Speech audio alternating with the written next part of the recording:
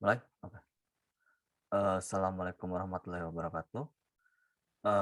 Kami dari kelompok 7 kelas A ingin menjelaskan tentang sistem informasi perpustakaan, yaitu lebih ke penjelasan fungsional dan non-fungsional. Next. Ini ada anggota kami. Pertama saya sendiri Biral Nazagani dengan NIM 34112010003. Lalu ada Lalu berikutnya ada saya yaitu Irgo Satura Praga dengan NIM 3411201010. Lalu berikutnya Selanjutnya ada Iqbal dengan NIM 3411201123.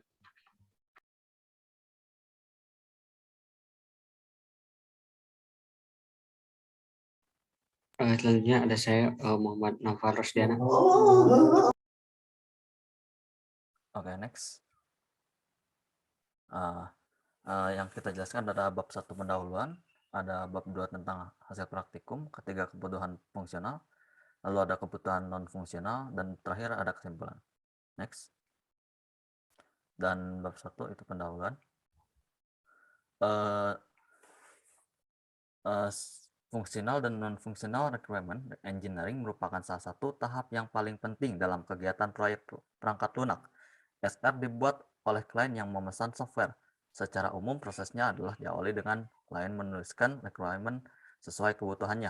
Lalu tim pengembang menganalisa requirement tersebut. Kemudian setelah ada persetujuan kedua pihak, pembangunan RPL pun dapat dimulai. Dengan kata lain, requirement adalah gambaran dari layanan service dan batasan bagi sistem yang akan dibangun atau gambaran pelayanan yang disediakan oleh sistem. Batasan-batasan dan sistem dan bisa juga berupa definisi matematis.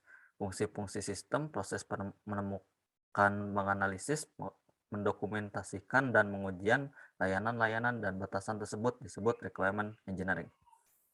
Next, silakan selanjutnya. berikutnya itu bab 2 hasil praktikum. Pertama adalah kebutuhan fungsionalnya. Kebutuhan fungsional pertama, sistem harus dapat melakukan pendataan anggota perpustakaan. User atau pengguna dapat memasukkan anggota baru dengan memasukkan NIS, yaitu nomor induk siswa, nama siswa, kelas siswa, alamat, nomor telepon, aktif, dan lain-lainnya. Lalu user atau pengguna dapat mencetak kartu anggota perpustakaan. Lalu user atau pengguna dapat menampilkan anggota yang paling sering meminjam buku beserta dengan kategori buku yang dipinjamnya. Lalu user atau pengguna dapat memanajemen dan menampilkan data peningkatan atau penambahan anggota baru setiap bulan, tahun, ataupun dalam rentang waktu tertentu. Selanjutnya sistem harus dapat melakukan transaksi peminjaman. Jadi apa aja yang dilakukan proses ini? Yaitu yang pertama adalah user atau pengguna dapat mencatat semua transaksi peminjaman yang dilakukan oleh siswa.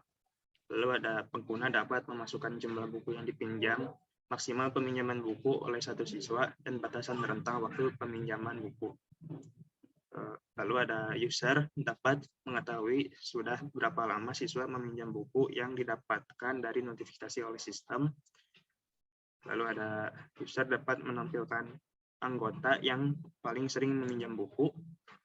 Lalu yang terakhir ada user dapat memanajemen siswa yang telah tidak aktif bersekolah dan berhak menarik kartu anggota perpustakaan.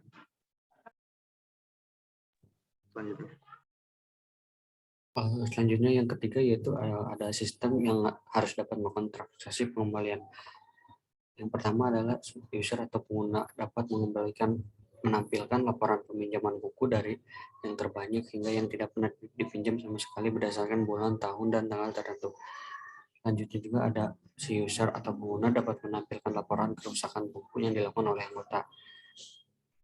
Selanjutnya ada user atau pengguna juga dapat menampilkan laporan siswa yang dikenakan sanksi karena terlambat mengembalikan dan menghilangkan waktu.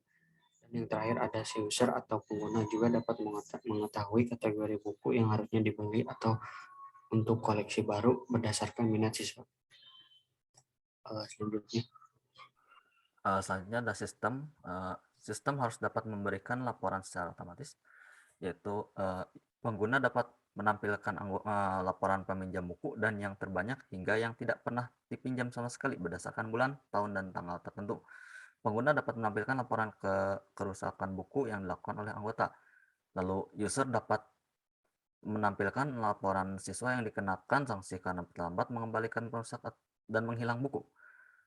Lalu dan terakhir, pengguna dapat mengetahui kategori buku yang harusnya dibeli untuk koleksi baru berdasarkan minat siswa. Next. Sistem informasi perpustakaan. Sistem harus dapat melakukan entry buku yang berhubungan dengan pendataan buku.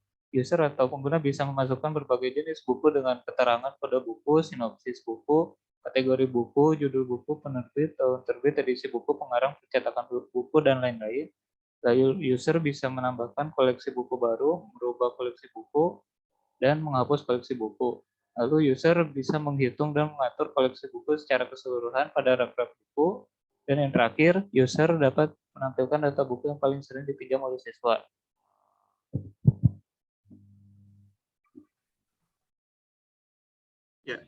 Lalu ada kebutuhan non-fungsional dalam sistem e-library. Jadi yang pertama ada operasionalnya.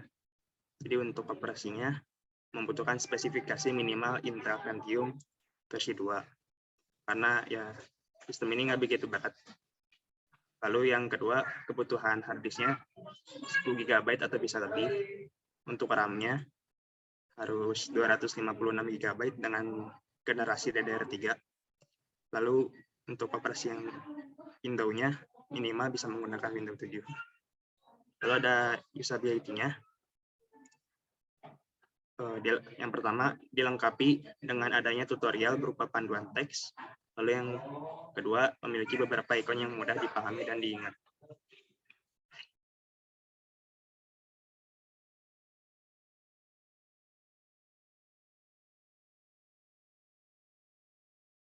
Selanjutnya kebutuhan non fungsional yaitu yang ketiga ada portability.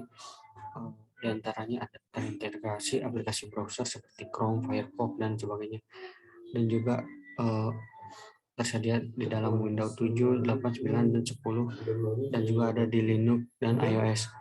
Selanjutnya juga minimalnya yaitu CPU Intel Pentium 2, dan juga tersedia jaringan internet dengan kecepatan 2G. Terus selanjutnya yang keempat ada reliability, autentifikasi user dengan password dan tersedia dengan tingkatan user dengan kebutuhan fungsi yang berbeda di setiap usernya, seperti user siswa, admin, atau administrator. Terus sistem aplikasi juga dan database dilengkapi dengan password. Selanjutnya ada supportability, ada dukungan edukasi oleh vendor atau administrator, dan yang selanjutnya juga ada dukungan tutorial sistem dalam bentuk PDF atau video. Oke, terakhir ada kesimpulan. Itu kebutuhan fungsional adalah sebuah proses yang dapat dilakukan oleh sistem. Proses ini bisa banyak dan juga bisa saja hanya satu proses. Kebutuhan fungsional sangat bergantung dari jenis perangkat lunak, penggunaan sistem, dan jenis sistem di masa perangkat lunak tersebut digunakan.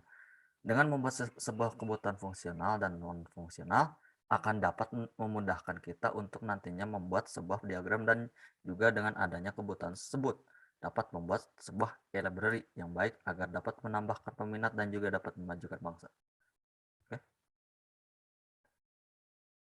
Oke, sekian dari kelompok kami. Mohon maaf bila ada kesalahan. Kami pamit undur diri. Wassalamualaikum warahmatullahi wabarakatuh.